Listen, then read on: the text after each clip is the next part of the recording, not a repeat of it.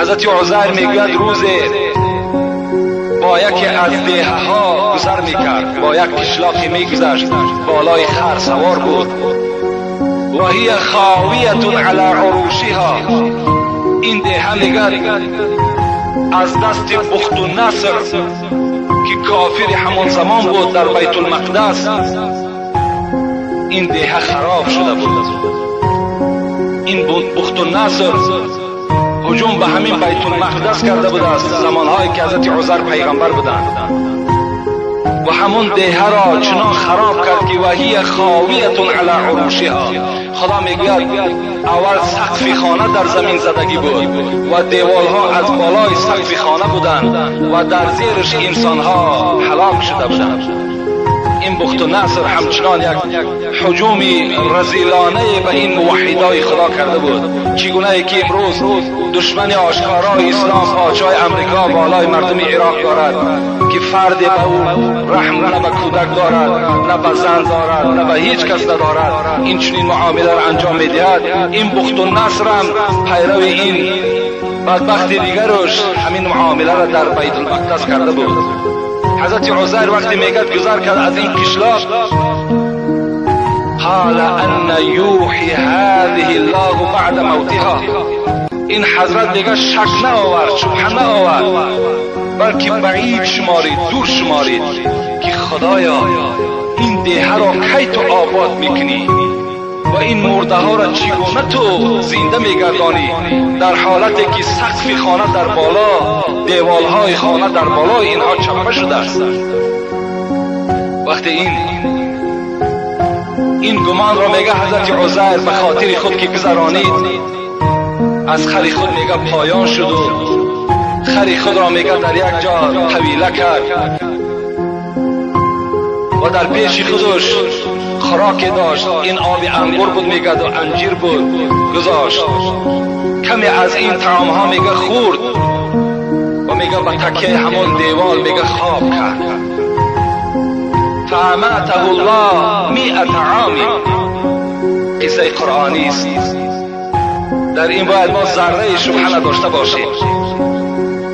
و مجردی که حضرت عزیر میگه خواب کرد، خداوند در همون خواب میگه جان شگیری و 100 سال در اینجا خواب کرد. و تکیه همین دیوال میگه خداوند میگه این عزیر 100 سال خوابی، ثم بعثه.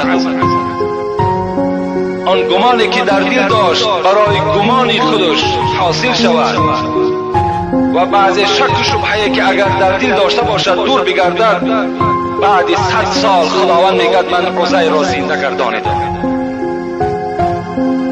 قال کم لبثت، وحی روان کرد خداوند عزیر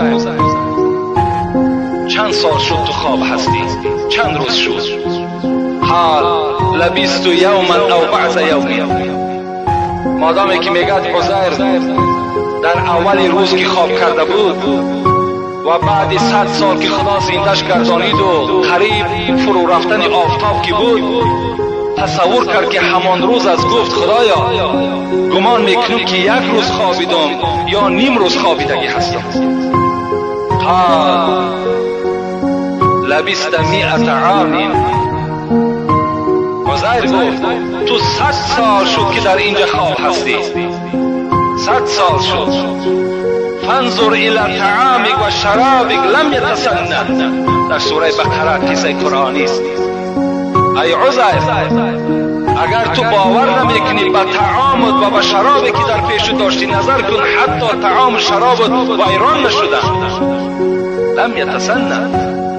وانظر الى الحمار لنجعلك آیة للناس، نظر بر خرت کن، اون خری که تو طویلش کرده بودی احوال او را ببین. وقتی که نظر به خر میکند، خر قیها، پوسیدگی و استخوانهای او خاکستر شدگی هستند. خداوند میگوید این معامله را ای عزیر من برای او با تو انجام دادم تا که این یک مثال برای بندگان من شود، تا که اونها باور کنند که خداوند این قوه را دارد، این قدرت را دارد. وانظر الى العظام. وقتی که حضرت عزیر را بیدار کرد، میگه در حالت جوان بود، در در حالت همون جوانیش خواب کرده بود. وقتی که خداوند او را کامل ساخت و زنده گردانیدش امرش کرد. عزیر گفت وانظر الی العظام کیف ننشزها، نظر به همین خاکستر، نظر به همین استخوان خری که خاکستر گشته است، به همون نظر کن چگونه استخوان را ما در حرکت می‌دراریم. حضرت عزیر چشم‌های خود گشاده و نگاه به همون استخوان‌ها می‌کرد و ناگاه میگه استخوان‌ها در حرکت در آمدند و هر یک رگ و پیوند آمده به خودش پیوست میشد.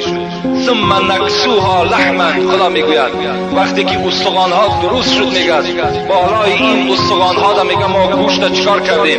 گوشت را هم کشیدیم. فلما تبین له، وقتی که این خر مکمل شد از جای خود خیست و هنگس کرد.